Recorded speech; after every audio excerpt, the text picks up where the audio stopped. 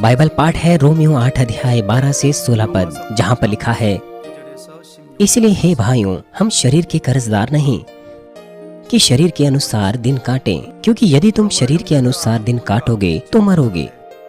यदि आत्मा से देह की क्रियाओं को मारोगे तो जीवित रहोगे। इसलिए कि जितने लोग परमेश्वर की आत्मा के चलाए चलते हैं वे ही परमेश्वर के पुत्र है। क्योंकि तुमको दासत्व की आत्मा नहीं मिली कि फिर भयभीत हो, परंतु लेखपालकपन की आत्मा मिली है, जिससे हम हे अब्बा, हे पिता कहकर पुकारते हैं। आत्मा आप ही हमारी आत्मा के साथ गवाही देता है कि हम परमेश्वर की संतान है। मसीह में प्रिय भाइयों और बहनों, जीसीएन टीवी दर्शकों और मानवीन टीवी दर्शकों, आप वास्तविकता में आशीषित लोग हैं। आप में से ज्यादातरों ने सुसमाचार प्रचार को किसी से सुना और उसे ग्रहण किया और प्रभु को ग्रहण किया। परंतु यद्यपि अभी आपने प्रभु को ग्रहण नहीं भी किया है अपने उद्धारकर्ता के रूप में, तो भी आप यहाँ पर इस कलीसिया में प्रभु से मुलाकात करने के लिए है। ये वास्तविकता में आशीष है कि हम परमेश्वर पर विश्वास कर सकते हैं इस शारीरिक संसार में, जो कि आत्मा है। आत्मिक संसार हमारी नंगी आंखों से दिखाई नहीं देता। अगर परमेश्वर आपकी आत्मिक आंखें खोलें तो आप देखने के योग्य हो पाएंगे, लेकिन नंगी आंखों से आप उसे देख नहीं सकते हैं। इसलिए जो अदृश्य है उस पर विश्वास करना यह महान आशीष है, जैसे कि मानो वो वास्तविक हो। पहला पत्रस 1 अध्याय 8 पद में प्रेरित पत्रस ने कहा, उससे तुम बिन देखे प्रेम रखते हो। बिना देखे उससे प्रेम रखते हैं कौन? वो आप हो। और अब तो उस पर बिन देखे भी विश्वास करके ऐसे आनंदित और मग्न होते हो जो वर्णन से बाहर और महिमा से भरा हुआ है। ये आप हो, आप सब हो जो यीशु मसीह पर विश्वास करते हैं, विशेष तौर पर वो जो बिना संदेह के विश्वास करते हैं। इसलिए प्रेरित पत्रस उनकी प्रशंसा कर रहा है और उत्साहित कर रहा है उनके विश्वास को।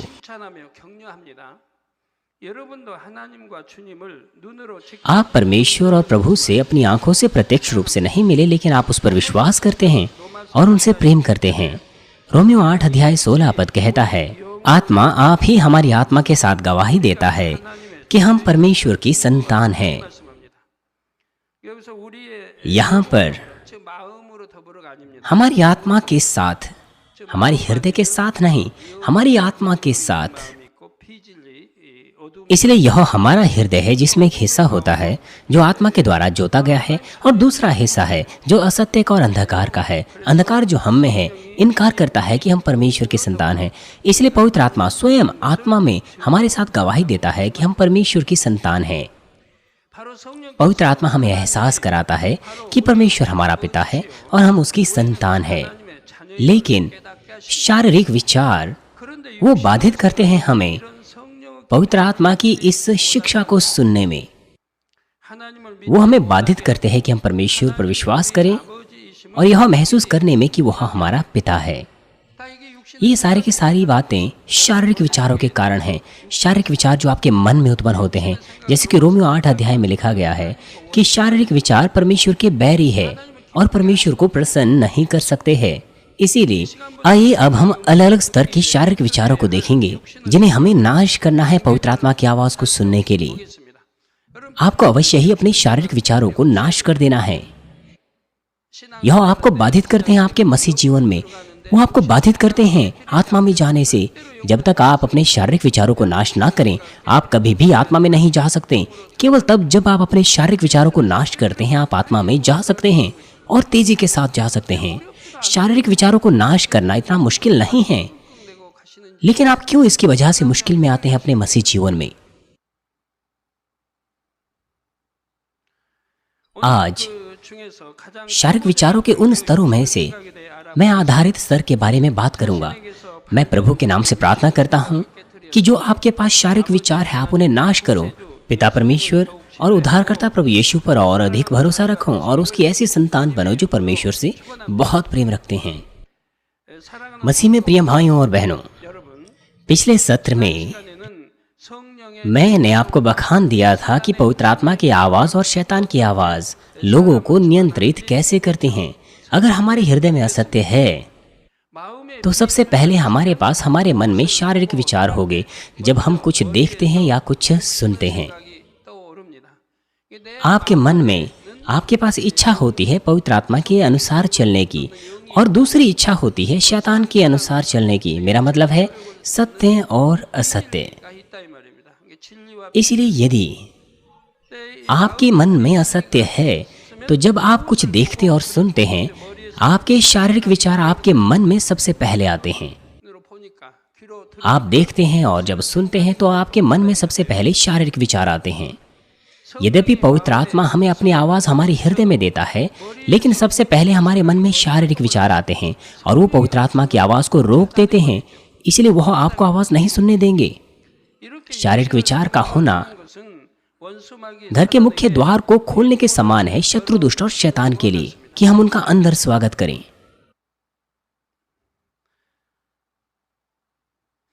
इसका अर्थ यह है कि हम शैतान की आवाज के लिए द्वार खोल रहे हैं कि वह हमारे हृदय में पहुंचे। इसीलिए मेरा मतलब है हमें एहसास करना है कि किस प्रकार के शारीरिक विचार हमारे पास है और उन्हें हमें नाश करना है। इस सत्र के बाद हम शारीरिक विचारों को देखेंगे अलग अलग उदाहरणों के साथ। शारीरिक विचार जो उत्पन्न होते हैं वो प्रत्येक के विश्वास के परिमाण के अनुसार अलग अलग होते हैं। इसीलिए आपने विश्वास के स्तरों के बारे में सुना समर रिट्रीट में, इस बार विशेष तौर पर पहले, दूसरे, तीसरे विश्वास के स्तर के बारे में। आपने चौथे और पांचवें विश्वास के स्तर के बारे में ज़्यादा नहीं सुना क्योंकि समय खत्म हो रहा था।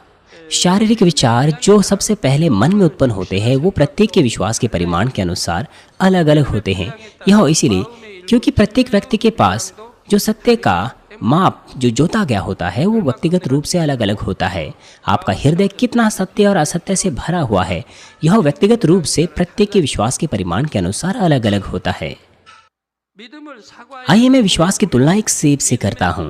विश्वास के परिमाण की तुलना पूरे सेब के आकार से की जा सकती है और सत्य का परिमाण जो हृदय में जोता गया है उसकी तुलना सेब के गूदे से की जा सकती है। इसलिए सत्य का परिमाण जो हृदय में जोता गया है उसकी तुलना सेब के गूदे से की जा सकती है। जितना अधिक हमारा हृदय सत्य से जोता होगा उतने कम हमारे पास शारीरिक विचार होंगे और हल्के रूप से होंगे। हालांकि हम साफ रूप से शारीरिक विचारों के स्तरों को विश्वास के परिमाण के अनुसार अलग अलग 5 स्तरों में नहीं कर सकते हैं। लोग अलग अलग प्रकार के असत्य के ज्ञान को जैसे जैसे वो पलते बढ़ते हैं अपने अंदर डालते हैं, और साथ ही यद्यपि उनका विश्वास बढ़ भी जाए किसी सीमा तक, तो भी उनके पास कोई निश्चित शारीरिक विचार हो सकते हैं जिन्हें वो दूर नहीं कर सकते। कुछ लोगों के पास गहरी जड़ें होती हैं बैर की और वो आसानी से न्याय करने के विचारों को दूर नहीं कर पाते। या फिर यद्यपि वो नए विश्वासी हो, उनमें भी कुछ ऐसे लोग होते हैं जिनके पास ज्यादा बैर नहीं होता, वो दूसरों को भलाई की दृष्टि से देखते हैं। ज्यादातर यह उनके वातावरण के कारण होता है। वो अच्छे वातावरण में पलते बढ़ते हैं, उनके माता पिता लड़ाई झगड़ा नहीं करते और वो ज्यादा मुश्किलों और कठिनाइयों का सामना नहीं करते। वो लोग संभावित तौर पर महानता से दूसरों से बैर नहीं रखते, इसलिए उनमें ज्यादा बैर नहीं होता है। इसलिए वो दूसरों को भले हृदय से देखते हैं। कुछ लोग यद्यपि वो नए विश्वासी क्यों ना हो वो इस तरह से होते हैं, लेकिन दूसरे लोग वो बैर से भरे रहते हैं। उसी प्रकार से यद्यपि व्यक्तिगत रूप से उनमें अंतर हो तो भी शारीरिक विचार अलग अलग स्तरों में आपके विश्वास के परिमाण के अनुसार बांटे जा सकते हैं। सबसे पहले स्तर का शारीरिक विचार वो विचार होता है जो आपको परमेश्वर पर विश्वास करने में बाधित करता है। ये शारीरिक विचारों के सबसे निचले स्तर का शारीरिक विचार है जिसे हमें नाश करना है पवित्र आत्मा की आवाज को सुनने के लिए। बहुत से संसारिक लोग परमेश्वर पर विश्वास नहीं करते।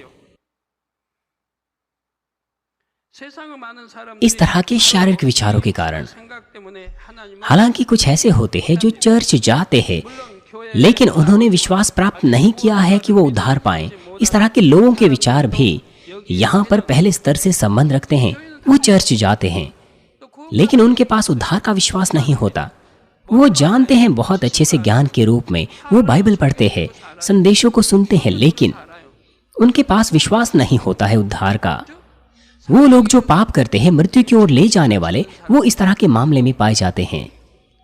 वो जानते हैं उद्धार के बारे में, स्वर्ग नर्क के बारे में, वो जानते हैं इस बात को कि वो नर्क जाएंगे अगर वो पाप करेंगे, लेकिन तो भी वो पाप करते हैं क्योंकि उनके पास आत्मिक विश्वास नहीं होता।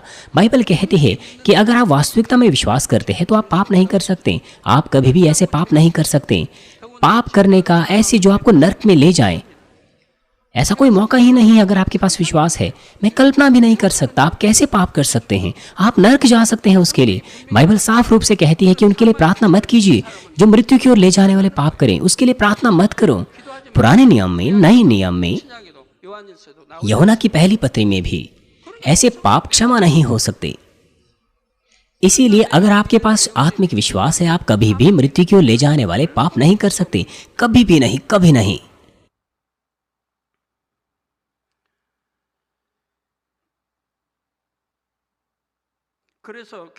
इसीलिए इस तरह के लोग केवल शारीरिक विश्वास के साथ चर्च जाते हैं, जो उनके दिमाग में होता है, उनके हृदय में आत्मिक विश्वास के द्वारा नहीं, जिससे वो उद्धार पा सकें। ये शारीरिक विचार ज्यादातर इस संसार के ज्ञान और सिद्धांतों से उत्पन्न होते हैं। दूसरा कुरिन्थियों 10 अध्याय 5 पद कहता है, सो हम कल्पनाओं को और हर एक ऊंची बात को जो परमेश्वर की पहचान के विरोध में उठती हैं, खंडन करते हैं। ये सारी की सारी चीजें अहंकार है। मान लीजिए कोई न्याय और निंदा कर रहा है दूसरों की, तो फिर यह व्यक्ति पूरी चरम तक पहुंच जाता है अहंकार में। आपके विषय में क्या है? याकूब की किताब साफ रूप से कहती है कि हम न्याय और निंदा ना करें, बकवाद ना करें। न्याय करना, नालिश करना, ये वो काम है जिसे केवल परमेश्वर करता है। परमेश्वर हृदय को देखता है। परमेश्वर बाहरी प्रकटीकरण को नहीं देखता है लोगों के, वो हृदय को जांचता है। इसीलिए उसका न्याय सही है, वो सही से न्याय करता है। केवल परमेश्वर ही न्याय है, लेकिन लोग न्याय करते हैं, नालिश करते हैं। इसका अर्थ यह है कि लोग न्याय बन गए हैं। केवल परमेश्वर ही न्याय है, लेकिन लोग परमेश्वर की ओर से न्याय कर रहे हैं। वो कितने अहंकारी है। ये परमेश्वर के समान या परमेश्वर से ऊंचा होने वाली बात हो गई। वो अपने मसीह जीवन में इस तरह से जीते हैं, लेकिन वो एहसास भी नहीं करते कि वो इतना गंभीर पाप कर रहे हैं। वो केवल न्याय करते हैं, नालिश करते हैं, बकवाद करते हैं, जैसे कि मानो वो लोगों का मन पढ़ रहे हो। कभी कभार वे उचित हो सकते हैं, लेकिन 10 में से अगर वो 5 बार ही उचित हो तो इसका अर्थ यह है कि वो 5 बार गलत है। साथ ही साथ अगर वो आत्मा के जन का न्याय करते हैं, नालिश करते हैं, वो कभी भी उचित नहीं हो सकते। मान लीजिए उन्होंने 10 चीजों का न्याय किया है, वो 10 की 10 गलत होगी। सही होना, उसमें उचित होना असंभव है। सो हम कल्पनाओं को, हर एक ऊंची बात को जो परमेश्वर की पहचान के विरोध में उठती हैं, खंडन करते हैं और हर एक भावना को कैद करके मसीह का आज्ञाकारी बना देते हैं। हर एक भावना को कैद करके मसीह का आज्ञाकारी बना देते हैं। यहाँ पर क्यों ऐसा लिखा है कि हमें हर कल्पनाओं को, हर ऊंची बात का नाश करना है और हर भावना को कैद करके मसीह का आज्ञाकारी बनाना है? वो जो संसारिक ज्ञान, सिद्धांतों और मनुष्यों की बुद्धि से भरे रहते हैं, उन्हें परमेश्वर पर विश्वास करना बहुत मुश्किल लगता है। वो इसीलिए क्योंकि उनके पास बहुत से शारीरिक विचार हो गए जो उन्हें परमेश्वर पर विश्वास करने में बाधित करते हैं। वे लोग किस तरह की प्रतिक्रिया देते हैं? जिन लोगों ने परमेश्वर को जाने बगैर अपना जीवन जिया होता है, और जब आप उनसे सुसमाचार का प्रचार करते हैं, कुछ तो सुसमाचार को तुरंत ग्रहण कर सकते हैं, लेकिन ज्यादातर मामलों में वो आसानी से ग्रहण नहीं कर पाते। वो उनके विचारों के कारण है, जो उनके शारीरिक सिद्धांत, ज्ञान के द्वारा उत्पन्न होते हैं। उससे वो सुसमाचार पर विश्वास नहीं कर पाते। हमारे प्रभु ने कहा कि वह प्रत्येक के पास जाएगा और उनके विचारों के द्वार को खटखटाएगा सबसे पहले। दूसरे शब्दों में, वो उन तक सुसमाचार पहुंचाता है उनके द्वारा जो परमेश्वर के वचन का प्रचार करते हैं। तो फिर वे जिनका हृदय भला है, वो अपने विचारों के द्वार को खोलेंगे, सुसमाचार को ग्रहण करेंगे और अंततः अपने हृदय के द्वार को खोलेंगे और प्रभु को ग्रहण करेंगे। आज संसार पाप से भरा हुआ है, इसलिए यह बहुत मुश्किल है ऐसे व्यक्ति को ढूंढना जो वास्तविकता में अपने मन को खोले सुसमाचार को ग्रहण करने के लिए। 100 में से 1 या 2 हो सकता है। 한두 사람 있을까요? 있다고 하면 यदि ऐसा है तो एक दिन में 100 लोगों को सुसमाचार का प्रचार कीजिए, तो फिर आपको 1 या 2 मिल सकते हैं 100 में से, 여기 장로님 है कि नहीं? 1년 내 전도 한 명도 못 हमारे एल्डर्स में 전도 안 했겠습니까? 1년 내 전도 안 했겠어요? कुछ ऐसे हैं 누가 만나서 जो अभी एक व्यक्ति को भी प्रचार नहीं कर पाए हैं, 열매도 못 한다. और यद्यपि वह 365 दिनों में सुसमाचार प्रचार करे तो भी उसे कोई ग्रहण नहीं करता। 그런데 어떤 सा람들은 कुछ दूसरे सुसमाचार को इनकार करेंगे। 어떤 사람 अक्सर कुछ लोग सुसमाचार को ग्रहण करते हैं लेकिन ज्यादातर इनकार करते हैं। शारीरिक विचार 이론에서 जो शारीरिक कल्पनाओं से और ज्ञान से उत्पन्न होते हैं, उससे वो प्रभु का इनकार करते हैं। वो अपने विचारों का द्वार प्रभु के लिए नहीं खोलते, वरन शत्रु, दुष्ट और शैतान के लिए उसे खोलते हैं। 열어 주지요. उदाहरण के लिए बाइबल कहती है कि यीशु जो परमेश्वर है इस धरती पर आया और मनुष्य देह में आया। यीशु पवित्र आत्मा के द्वारा गर्भ में आया और कुंवारी से पैदा हुआ। 잉태되어 동정녀의 몸에서 나셨지요. लेकिन संसारिक ज्ञान 따르면 ये कहेगा कि जीवन केवल पुरुष के शुक्राणु और महिला के अंडाणु के द्वारा ही अस्तित्व में आता है। 잉태가 됩니다. 여러분 남자 इसलिए जब आपके माता और पिता प्रेम प्रसंग करते हैं तो फिर आप उनके शुक्राणु और अंडाणु के द्वारा अस्तित्व में आते हैं और फिर आपका जन्म होता है। 가지고 났어요. ये इस तरह से होता है। 낳고 싶어 낳은 거 아니에요. 여자를 낳을지 남자 इससे बढ़कर वो कुछ नहीं कर सकते। 된다고 해도 आपके जन्म से पहले कौन जानता है कि आप महिला हो या पुरुष हो? वो केवल आपको जन्म देते हैं, फिर पता चलता है कि आप पुरुष है या महिला है। लोग इस बात पर नियंत्रण नहीं कर सकते। इसीलिए हमारे पास, हमारे परिवार में, हमारी कलीसिया में 6 या 7 बेटियां हैं एक परिवार में।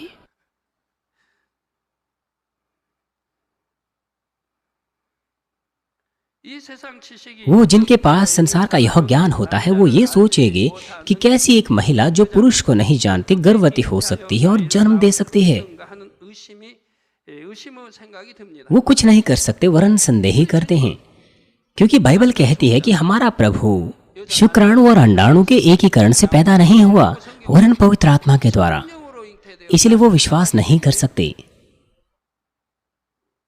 그 의심이 생겨 믿을 수가 없어요. वो विश्वास नहीं कर सकते इसे, वरन वो संदेह ही करते हैं। 사단은 이때를 शैतान इस मौके को जाने नहीं देता, वरन उस व्यक्ति को उसी विचार पर डटे रहने के लिए उकसाता है।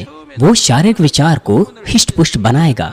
सबसे पहले इस व्यक्ति ने हो सकता है हल्के रूप से संदेह किया हो, लेकिन बाद में वो न्याय भी कर सकता है यह कहकर कि यह मूर्खता है या फिर यह झूठ है। परिणाम स्वरूप वो सुसमाचार को ग्रहण नहीं कर सकता।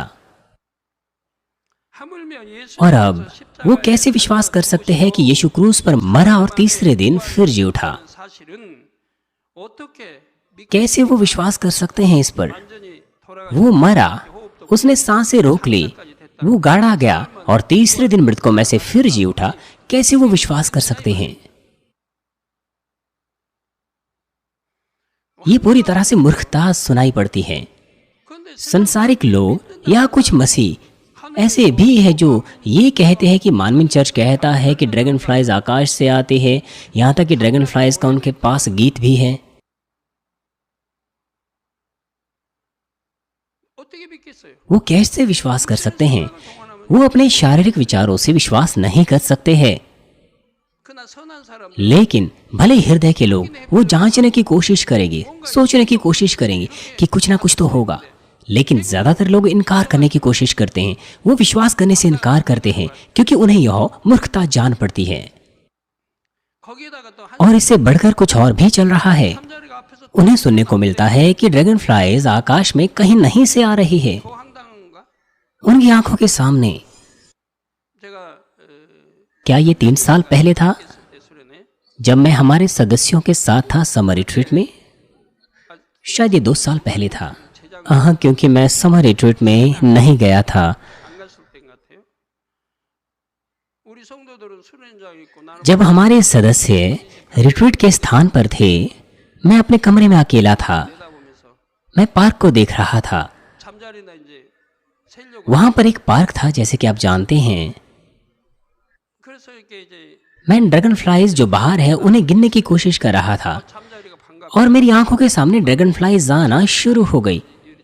तुरंत, बिना कहीं से, मेरा मतलब है कहीं नहीं से ड्रैगन फ्लाइज वहां आना शुरू हो गई। मैं उन तक नहीं पहुंच पाया क्योंकि वहां खिड़की थी, लेकिन वो वहां पर थी। सबसे पहले मैंने सोचा कि ये कैसे हो सकता था, शायद वो कहीं से आई होगी। लेकिन फिर मैंने वहां देखना शुरू किया कि वो आ कहां से रही हैं, और मैंने एहसास किया कि मैं गलत था। ड्रैगन फ्लाइज मेरी आंखों के सामने प्रकट हो गई। आपको याद है मैंने आपको बताया था। और फिर ऐसे बहुत से जिन्होंने उसी चीज का अनुभव लिया, उन्होंने मेरी बात पर भरोसा किया। बहुत से लोग कहेंगे कि ड्रैगन फ्लाइज कहीं नहीं से कैसे आ सकती है, प्रकट हो सकती हैं। लेकिन इस साल आपने उसका बहुत ज्यादा अनुभव लिया। आत्मिक क्षेत्र से वो बाहर आती हैं, आत्मिक क्षेत्र से वो प्रकट होते हैं। जब हम पुनरुत्थान के बारे में प्रचार करते हैं, लोग साधारणतः विश्वास नहीं करेंगे, ये कहते हुए कि एक बार अगर मनुष्य मर जाए वो तो अंत है, कैसे संभव हो सकता है कि मनुष्य फिर से जी उठे। इसलिए आप जानते हैं कि बाइबल हमें सब बातों की उत्पत्ति कहती है। जैसे कि बाइबल में परमेश्वर ने स्वर्ग और पृथ्वी को बनाया और कुछ नहीं से सब कुछ को उत्पन्न किया। उत्पत्ति की किताब से शुरू होकर और इब्रानियों की किताब में भी कहा है कि परमेश्वर ने कुछ नहीं से सब चीजों को इस ब्रह्मांड में रचा है। उसने कुछ नहीं से कुछ को उत्पन्न किया है। संसार के बहुत से लोग डार्विनिज्म पर विश्वास करते हैं। वो सिर्फ ये सोचते हैं कि संसार की रचना वो केवल एक काल्पनिक है, जबकि वह एक तथ्य है, क्योंकि वह उनके ज्ञान और सिद्धांत से बिल्कुल अलग है जो उन्होंने इस संसार में सीखा है। आधुनिक समाज में जैसे जैसे विज्ञान विकसित हो रहा है तेजी के साथ, बहुत से लोग अंधे होकर विज्ञान पर विश्वास करते हैं। वे सोचते हैं कि वैज्ञानिक के सिद्धांत कहीं ज्यादा सामान्य हैं और ज्यादा भरोसेमंद ज्ञान है। हालांकि ऐसे बहुत से नियम और सिद्धांत हैं जिन्हें प्रयोगों के द्वारा प्रमाणित किया गया है कि वे असत्य हैं। ऐसे बहुत से नियम और सिद्धांत हैं जिन्हें प्रयोगों के द्वारा प्रमाणित किया जा चुका है। ये नियम इस पहले आयाम में सत्य हो सकते हैं, लेकिन इस आयाम से ऊपर आत्मिक आयाम में जो मैं कहूंगा वो सत्य नहीं हो सकते। यदि कोई इस बात का इनकार करे तो वह ज्ञान जिसे वो सत्य समझता है उसके द्वारा उसके पास शारीरिक विचार हो सकते हैं जो परमेश्वर के विरोध में है, चाहे उसका ज्ञान सत्य ही क्यों ना हो।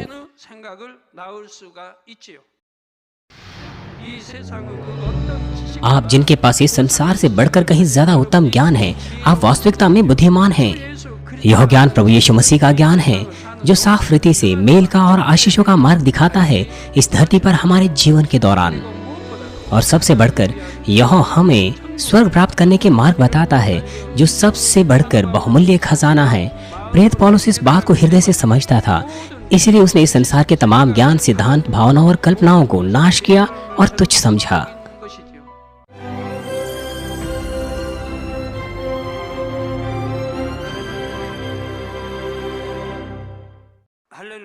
हालेलुया। सर्वशक्तिमान प्रेमी पिता परमेश्वर, कृपया अपना हाथ तमाम भाई और बहनों पर रखें जो इस वक्त यहाँ पर इस प्रार्थना को ग्रहण कर रहे हैं।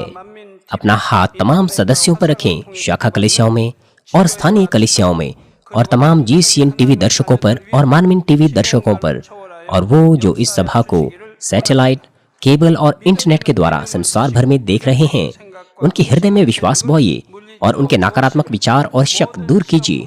तमाम क्लेश और आजमाइशें उन्हें छोड़ के चले जाएं। सिर से लेकर पैर तक उनके सभी बीमार और दर्द भरे अंगों को, अंदरूनी अंग, कोशिकाएं, उत्तक और तंत्रिकाओं समेत पवित्र आत्मा की आग के द्वारा जला दीजिए। सृष्टि की ज्योति उन पर आ जाए।